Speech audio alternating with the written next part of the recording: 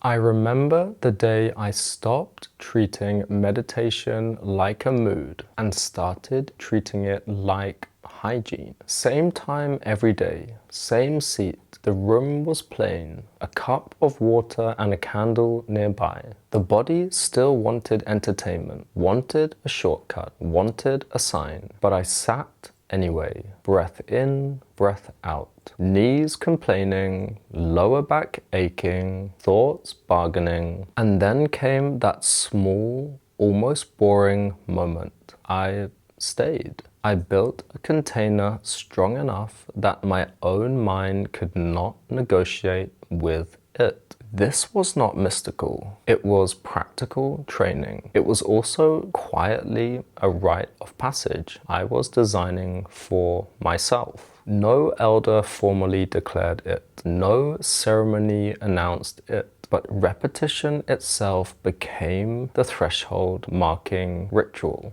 Return to the seat. Return to the breath. Return to the body. Return to the line you do not cross. The Spartan agoge was not a story about glory. It was an education in constraint. Cold mornings, repetition, rules that do not care about your feelings. When I think of that mythic mirror, I do not imagine spears. I imagine the simple refusal to break formation when discomfort rises. Psychology would call this self-regulation, a nervous system learning that intensity can be held without acting it out, that the urge is not a command. In hindsight, I can see how radical that is, because the labyrinth does not destroy you first with monsters. It tests you with restlessness. It offers excuses. It whispers, skip today.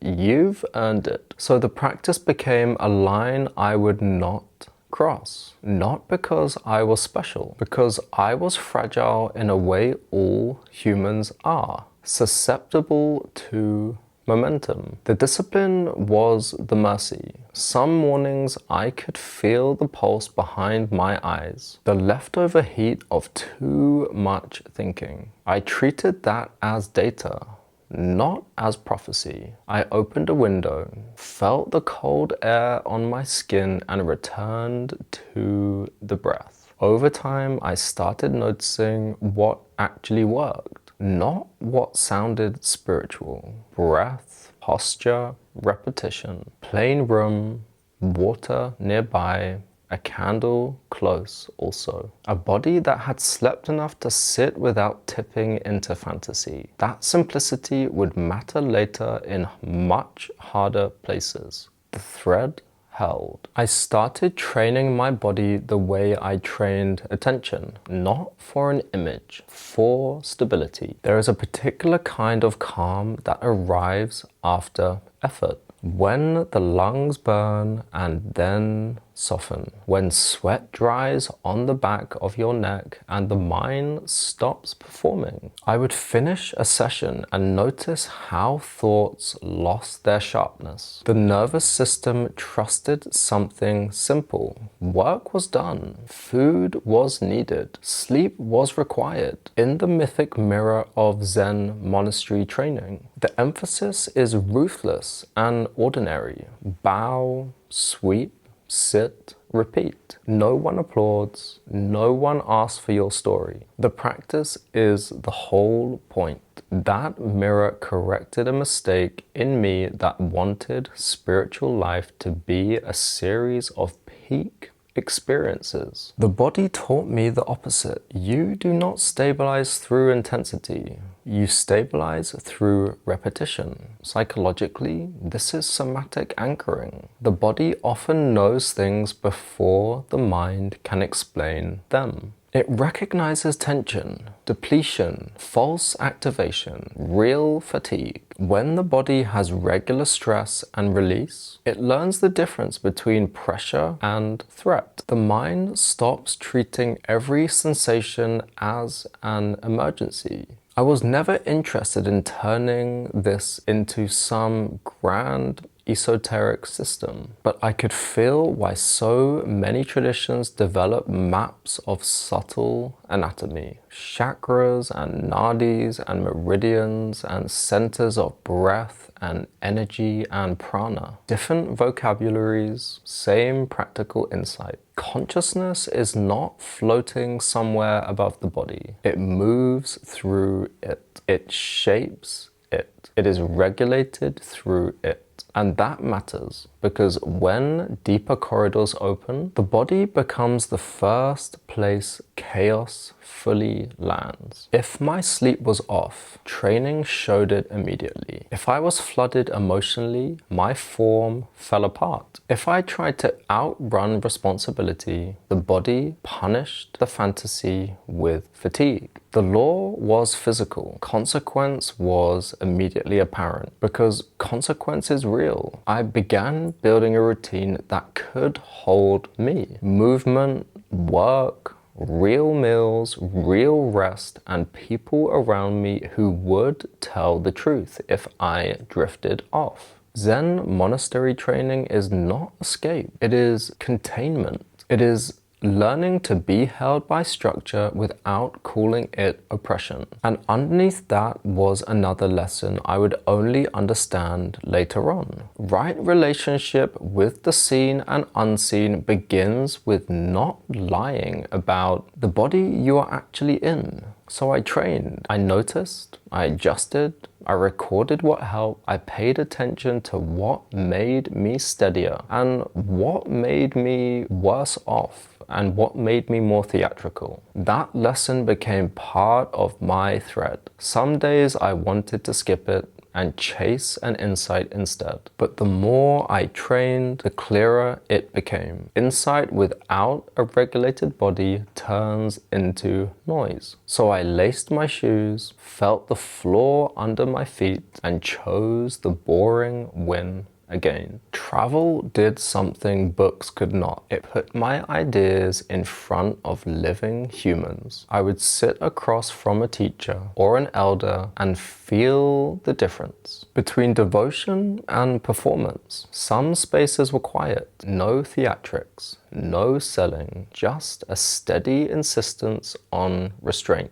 Other places were loud with story, hungry for spectacle, eager to turn the unseen into entertainment. I could feel my own nervous system respond. The part of me that wanted to be impressive would wake up. The part of me that wanted to be honest would tighten in the chest. That tension became the lesson. From childhood, I had already been shaped by moving between different cultures, hearing stories from Sufism, Vedic material, Kabbalistic mysticism, folk traditions, different ways of holding the sacred. Travel had made me a kind of boundary crosser long before I had language for it. There is a gift in that, but also a danger. The trickster loves crossing worlds. He carries messages, but he can also become addicted to movement, to novelty, and to performance. In the mythic mirror of Masai Mara warrior initiation, the community is not interested in your private mythology. The initiate is tested in relationship to the tribe. Can you be accountable? Can you hold fear without making it everyone else's problem and burden? Can you carry responsibility without collapsing into drama? Psychologically, mentorship works like a regulating field. A grounded teacher does not give you more intensity. They give you limits. They make you return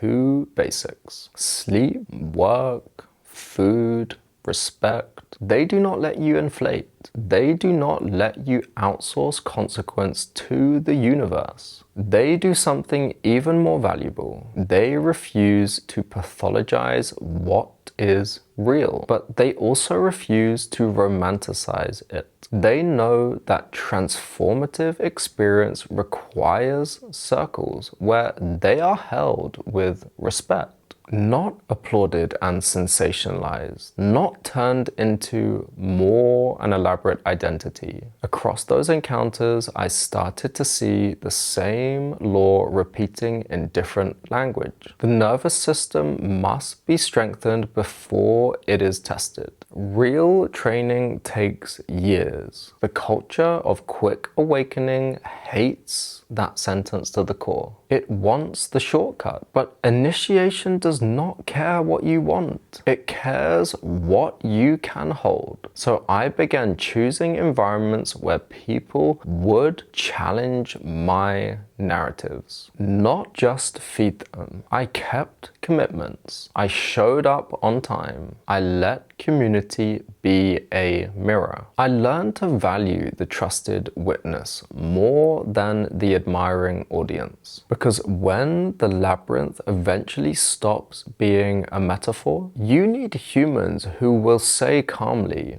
no. And you need the maturity to listen. I remember walking back alone afterward, feeling the weight of my own footsteps, and realizing that humility is a physical sensation. Shoulders drop, breath slows, the thread becomes real again. There was a point where I had to admit something uncomfortable. Experiences lie. They can feel holy and still make you completely reckless. They can feel true and still pull you away from sleep, from relationships, from basic responsibility. I had moments in practice where sensations rose. Heat, vibration, emotion, and part of me wanted to build an identity around them. But another part had begun to learn the hard rule. Do not move your life based on state. Hold the state. Return to the thread. The mythic mirror here is the Sikh warrior, saintly discipline. A life where devotion is not softness and strength is not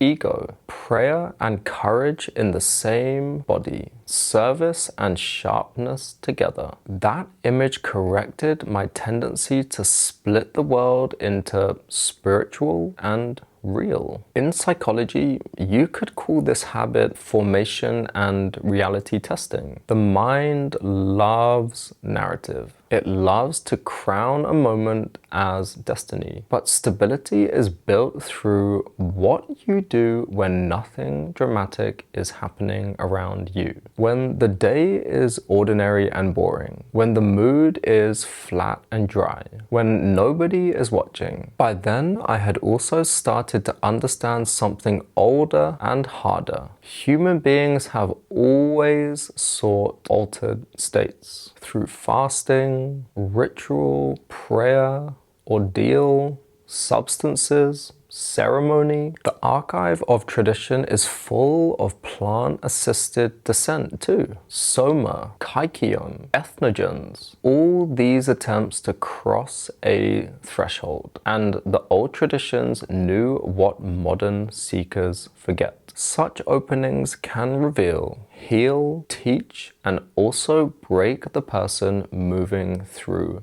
them. Vision and danger travel together. So the real question was not whether an experience felt powerful, it was whether it made me more coherent, more truthful, more able to live in right relationship with what is seen and unseen. It was whether I approached intensity relationally or consumptively. Did I treat the state like a teacher that required humility and restraint? Or like a product I was trying to use for self-expansion and glory? That distinction matters. Many traditions make careful distinctions between delusion, crisis, obsession, and genuine spiritual illumination. Modern people often do not. We have the opening without the container, the intensity without the apprenticeship. I started measuring practices by outcomes that cannot be faked. Do I sleep? Do I eat properly? Do I keep my word? do I respect the law? Do the people around me feel safer because I am regulated? Or do they have to manage me? That is the line, not the visions, not the vibes. Accountability. The warrior saint does not outsource responsibility to revelation. He carries it. So I began choosing the practices that made me more coherent, not more interesting, less talk, more clean action. And in that, the training phase did what it was meant to do. It made the future collapse less romantic and the future recovery more possible. Sometimes that looked like washing a dish slowly after practice, feeling warm water on my hands, letting the mind come back down, sitting in the sauna for half an hour. No fireworks, just a life that could be held. There was a point where the role I was stepping into stopped feeling abstract. I could feel it in conversations. Someone would speak from confusion or pain, and something in me would recognize the terrain without needing to dominate the room. I was not above it. I simply knew the landscape because I had been burned by it myself. That bodily recognition came first. Looking back, I can see the wounded healer pattern beginning there. Not as a title and not as some flattering spiritual identity, but as a narrow and sobering fact. The injury itself had taught me something. In myth, this is Chiron, the healer whose authority does not come from perfection, but from his deep wounds, from his limitations,